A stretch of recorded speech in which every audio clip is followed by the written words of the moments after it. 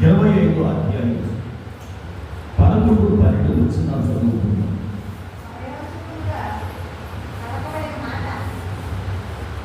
సమయోచితముగా పలకబడిన మాట చిత్రమైన ఎండి పండుగలో ఉంచబడిన బంగారు పండ్ల వంటి.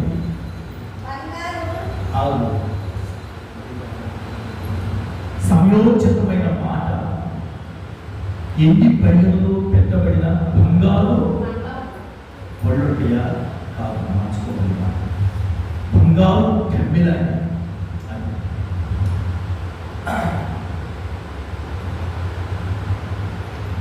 ఈ రోజున సమయోచితంగా మాట్లాడగలిగేటటువంటి వారు ఎవరున్నారు అంటే,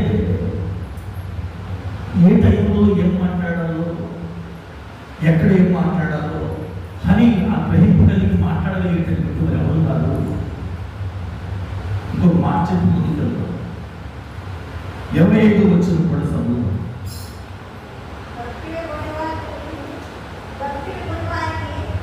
తప్పిక కొని వారికి చల్లని నీరు కూతుందో,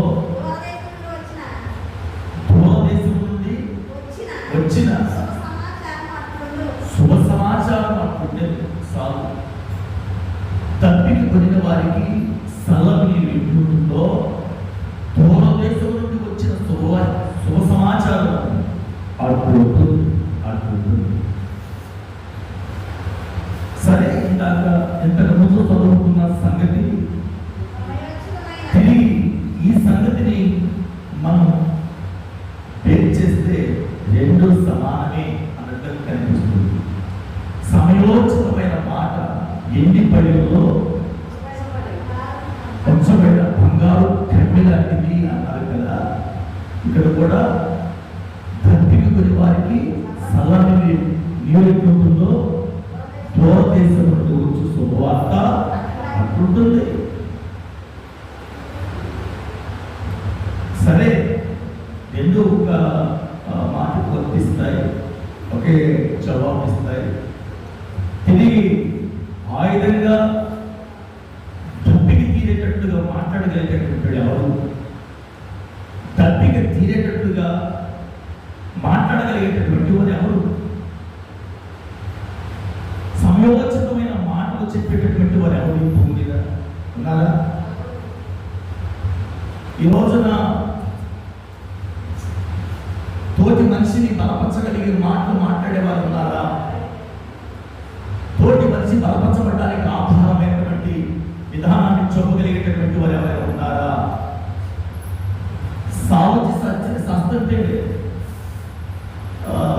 కిరతోడు వచ్చి మెరిగింది అన్నట్టు, పుండుకు పుల్లము కూడా అన్నట్టు, నిజానికి ఎన్ని శ్రమలో ఏదో రకమైన శ్రమ చేత మనుషులు పెట్టిపోతున్నాడు, సతమతమైపోతున్నాడు, మింగిపోతున్నాడు, ఒప్పుకొలిపోతున్నాడు.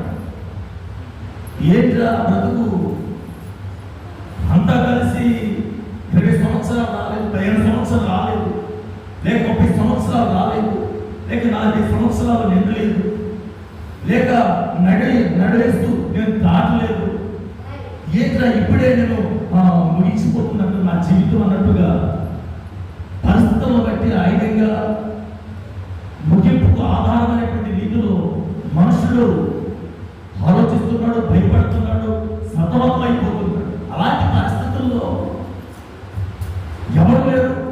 అలాంటి పరిస్థితులు ఉండగా తోటి మనిషి బాధను గుర్తించి మాట్లాడగలిగేటటువంటి వారు ఎవరున్నారు? తోటి మనిషిని బలపరచడానికి ఆధారమైనటువంటి రీతిలో అతని ఎదుట మాట్లాడగలిగే లేక ఉండగలిగేటటువంటి అటు రీతిలో ఉండగలిగేటటువంటి వారు ఎవరున్నారు? హల్లెలూయా, హల్లెలూయా.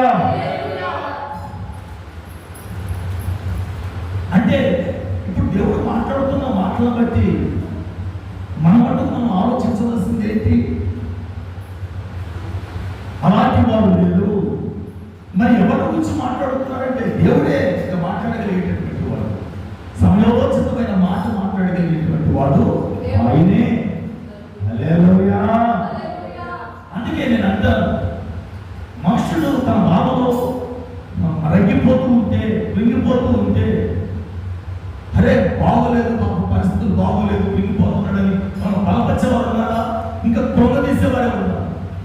ఉండగా మనిషి ఉండగా ఈ మనుషులందరికీ దేవుడు ఉన్నాడు. ఆ దేవుడు అంటున్నాడు, సమయోచితమైన మాట పలకగలిగిన వారు ఆయనే.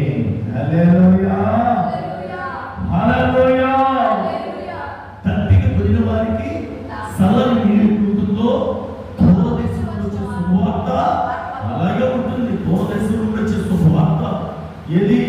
దేవుని వార్త, దేవుని వార్త.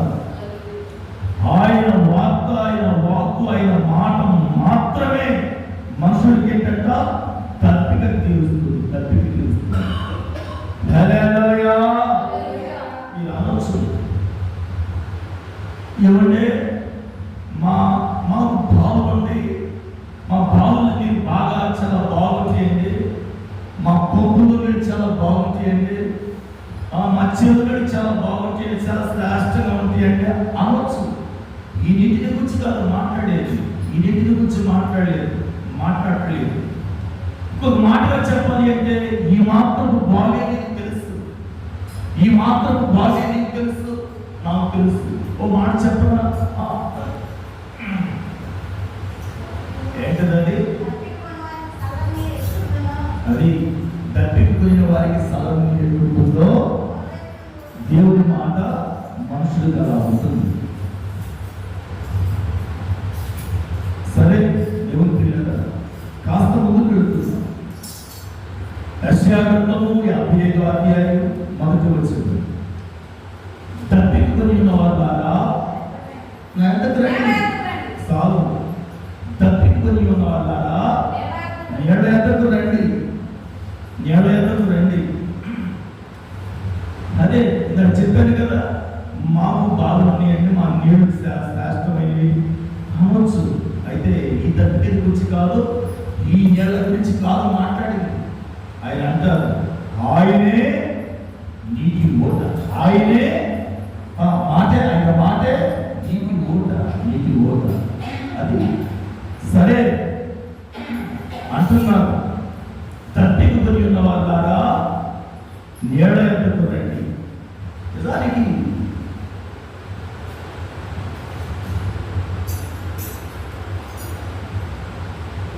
కాస్త బాగోలేదు రండి, ఏదైనా కాస్త తలనొప్పో ఒళ్ళొప్పో కాస్త జలమో అలాంటి ఏమైనా ఉంటే రండి అన్నాడా? ఇంకొకటి ఫలానా పేరు పెట్టానని పిలిచాడా? లేదు.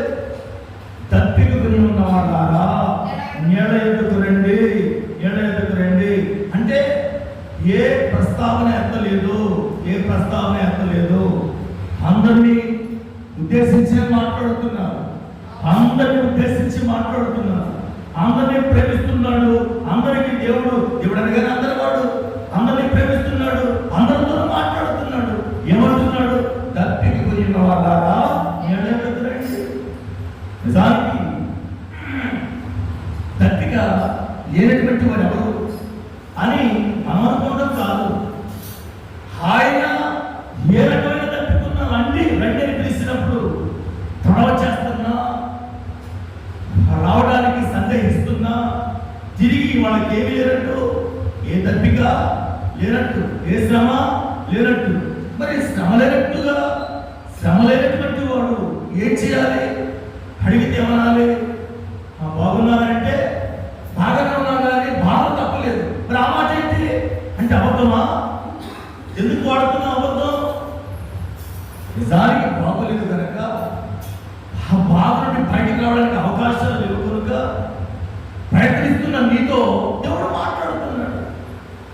నిజానికి బాగున్నారంటే బాగానే ఉన్నాం, బాధ తప్పలేదన్న నీవు ఇదిగో ఆ బాధను నేను నివారణ చేస్తాను, రండి నీడ యొద్దకు రండి. తప్పికొని ఉన్న వాళ్ళారా నీటి యొద్దకు రండి. రాజులకు రాజు, దేవుళ్ళకు దేవుడు. ఆయన అంటున్నారు. మరి సందేహం ఏంటి? ఎందుకు నిర్లక్ష్యం? నీ బాధల గురించి నివారణ చేయడానికి ఆయన రండి, తప్పికొని ఉన్న వాళ్ళారా నీడ యొద్దకు రండి అని పిలుస్తున్నప్పుడు ఎందుకు సందేహం? హల్లెలూయా, హల్లెలూయా. దేవుని ప్రియులారా, సరే కాస్త కొంచెం ముందుకు వెళ్తున్నాం. కొంచెం ముందుకు వెళ్తున్నాం. యోహాను సువార్త 4వ అధ్యాయం 13, 14 వచనాలు. ప్రభు శరీరధారిగా ఉన్న దినాలలో ఆయన యాకోబు దగ్గర అక్కడ ఉన్నాడు. సమర స్త్రీ అక్కడికి వెళ్ళి నీళ్ళ కోసం మధ్యాహ్నం పూట వెళ్ళి ఆయన కూర్చుని ఉన్నాడు.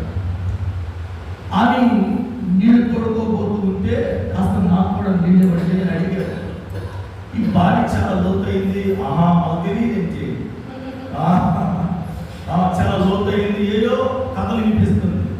సర్లే కానీ లోతయిందో అది మెరగదో, నిజానికి తోడుకుంటే వచ్చావు కదా, ఏం మాటలయ్యే, సరే ఎన్నదుగానే ఈ నీళ్లు త్రాగువాడు తప్పికొంటాడు, నేను నీళ్లు త్రాగువాడు ఎన్నటికీ తప్పికొనడు.